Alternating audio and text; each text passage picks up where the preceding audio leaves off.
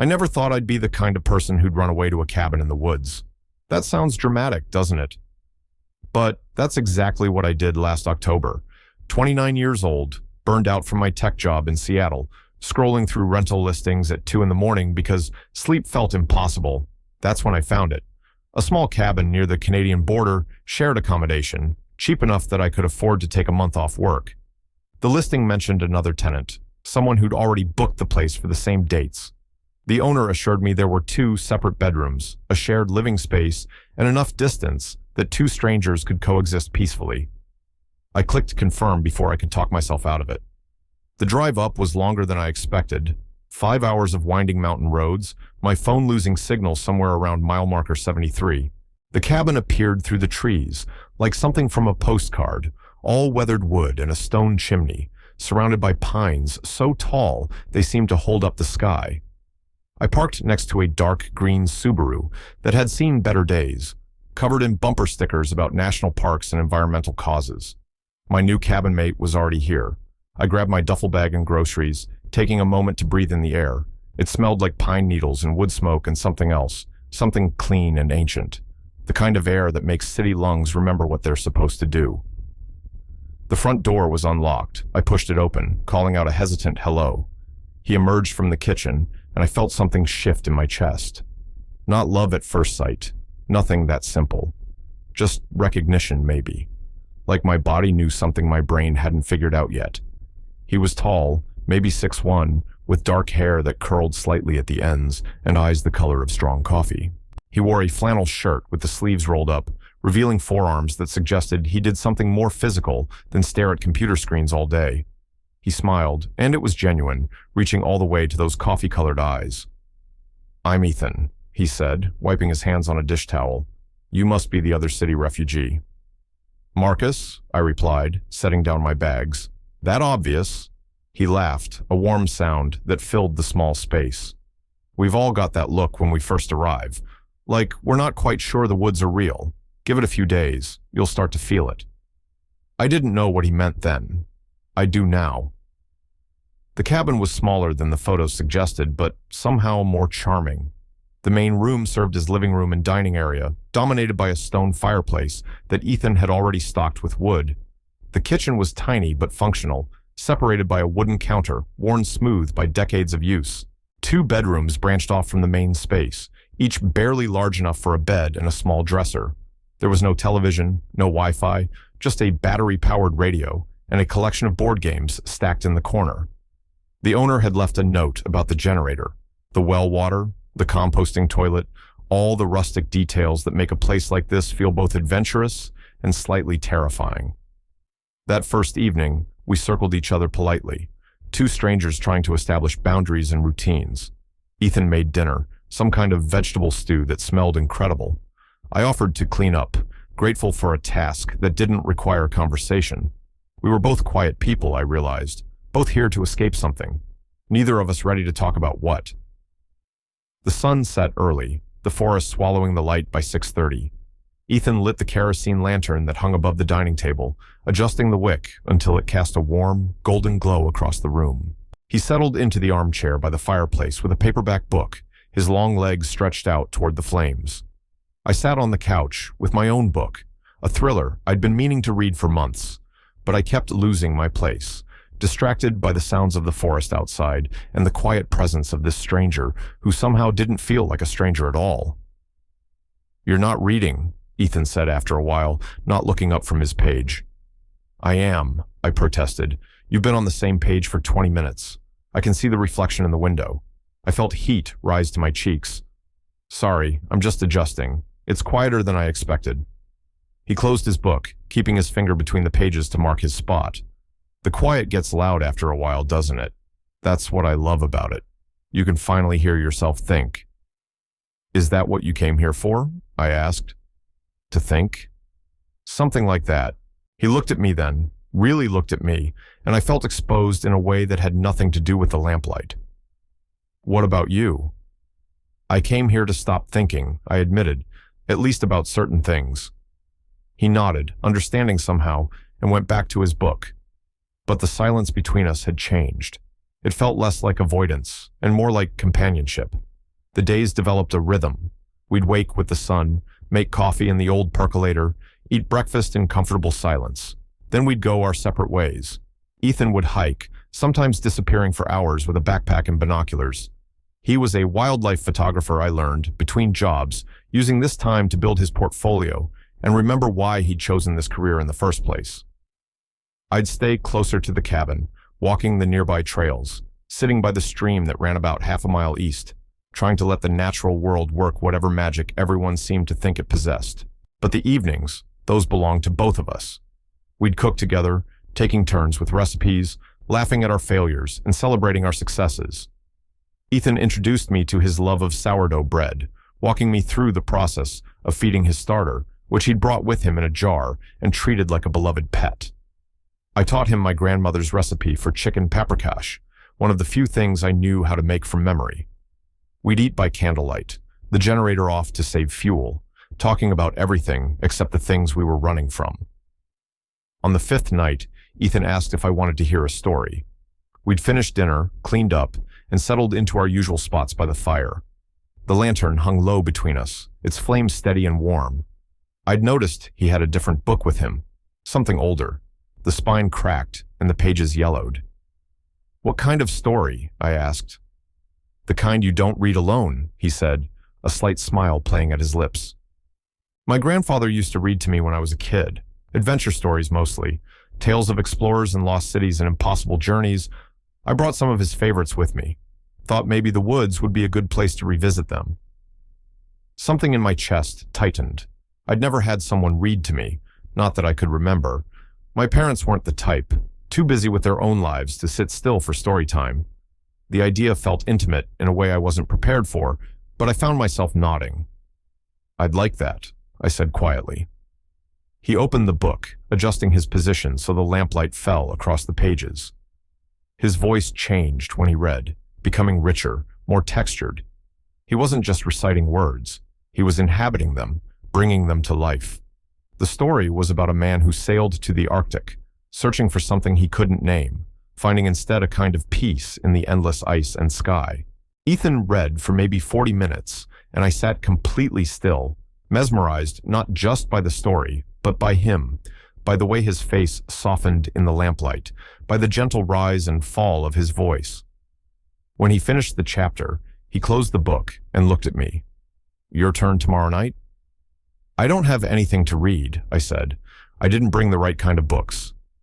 "Then I'll read again," he offered, "if you want." "I want," I said, and the words felt heavier than they should have. It became our ritual. Every evening after dinner, Ethan would read, sometimes adventure stories, sometimes poetry, once a collection of essays about nature and solitude that made us both quiet and thoughtful. I'd listen, watching the lamplight play across his features, noticing small things. The way he'd pause before a particularly meaningful passage, as if giving me time to prepare. The way his fingers would trace the edge of the page. The way he'd glance up occasionally, checking to see if I was still with him, still engaged. I was always engaged, more than I wanted to admit. On the 10th night, something shifted. We'd been reading a collection of short stories, tales of ordinary people in extraordinary circumstances. Ethan's voice had grown softer as the evening progressed, the lantern burning lower, the shadows growing longer.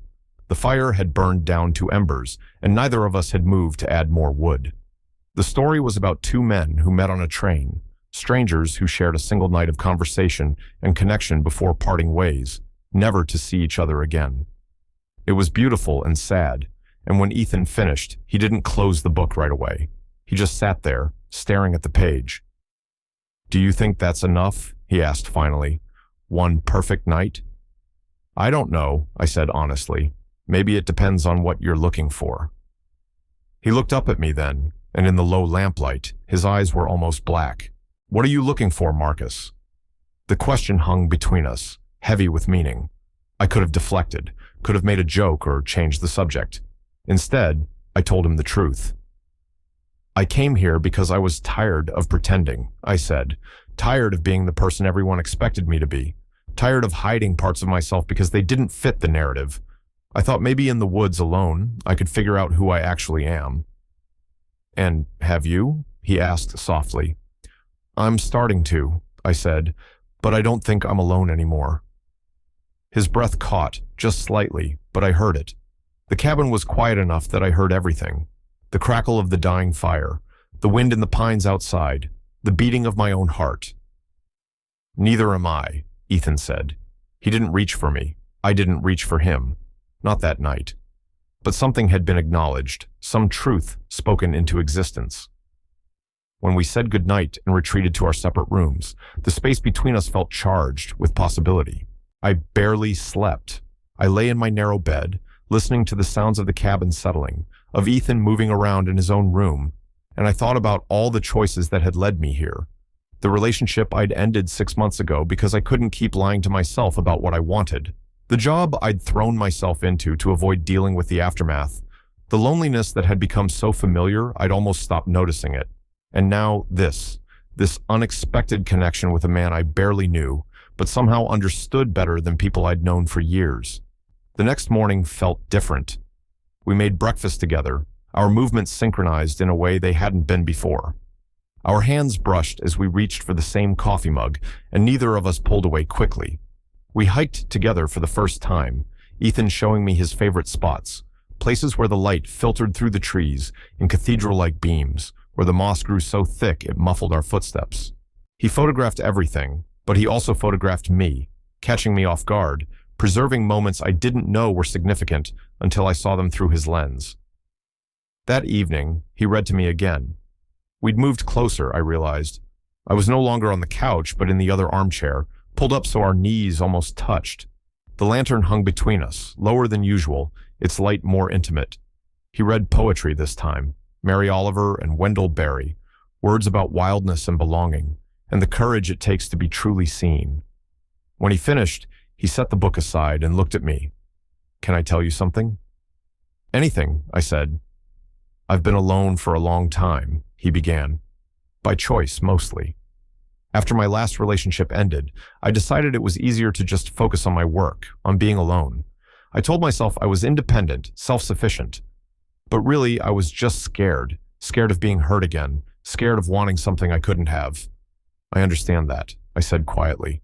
"Being here with you," he continued, "it's made me realize that being alone and being lonely aren't the same thing. I've been lonely for years, Marcus. I just didn't want to admit it." My throat felt tight. I reached out, my hand finding his in the space between our chairs. His fingers were warm, calloused from camera equipment and outdoor work. They closed around mine, firm and sure.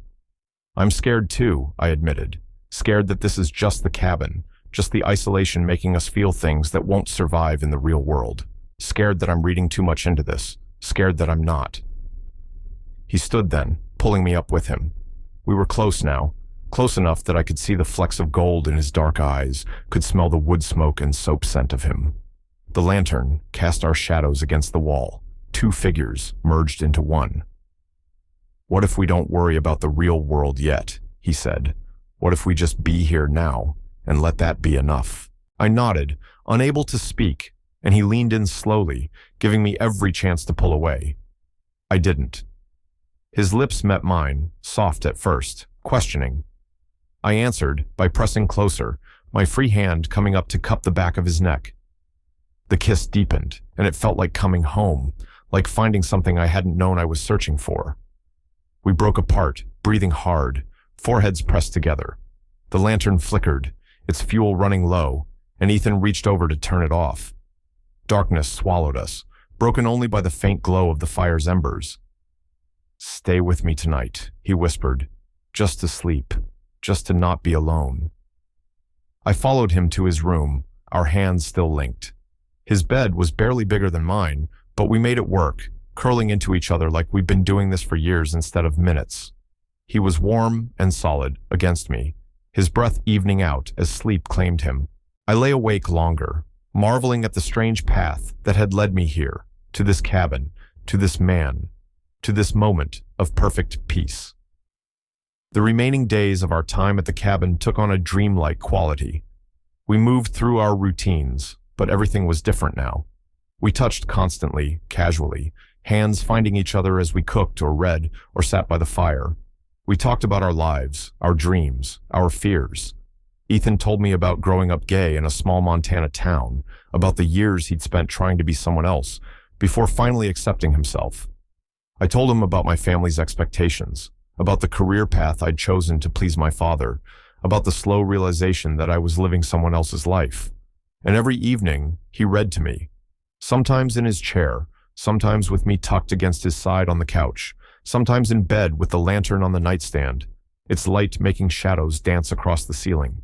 His voice became the soundtrack of my healing, each story a thread stitching together the torn parts of myself. On our last night at the cabin, neither of us wanted to acknowledge what was coming.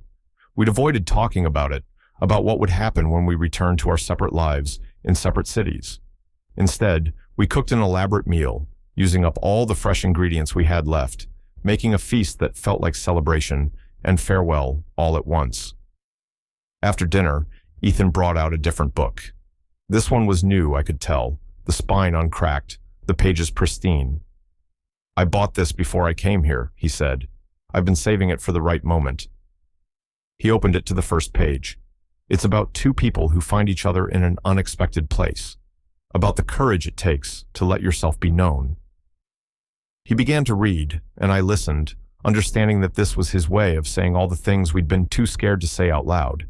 The story was about connection and risk, and the terrifying beauty of opening yourself to another person. As he read, his voice grew rougher, emotion creeping in. When he reached the end of the first chapter, he set the book down and turned to me. "I don't want this to end," he said. "I know we live 5 hours apart. I know we both have lives to get back to.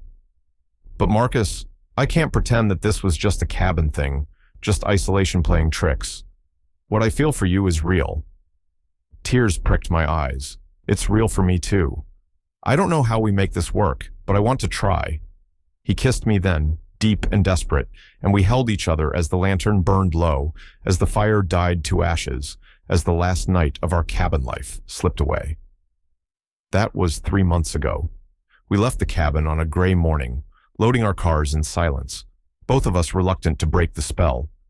But before we drove away, Ethan handed me the book he'd been reading from, the new one about unexpected love. "Finish it," he said.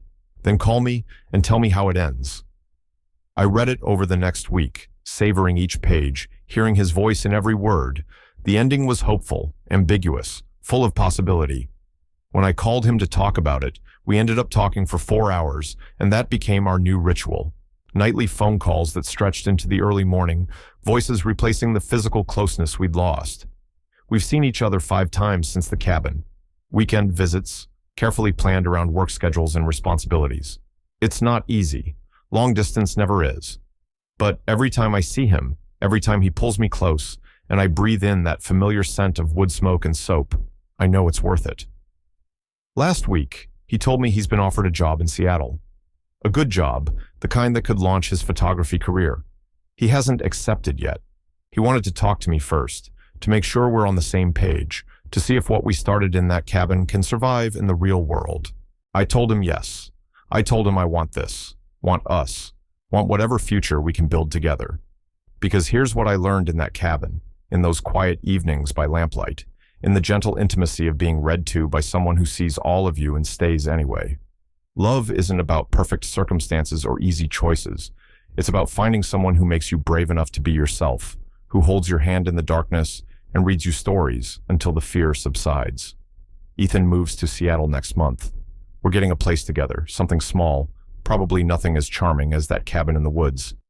But we've already decided on one thing: no television, no Wi-Fi in the bedroom, just a good reading lamp and a shelf full of books. Because some rituals are worth keeping, some magic worth preserving. Every evening, one of us will read to the other, and in that small act, in the sound of a beloved voice bringing words to life, we'll remember where we started. 2 strangers in a cabin, circling each other carefully, until the lamplight burned low and we finally had the courage to close the distance.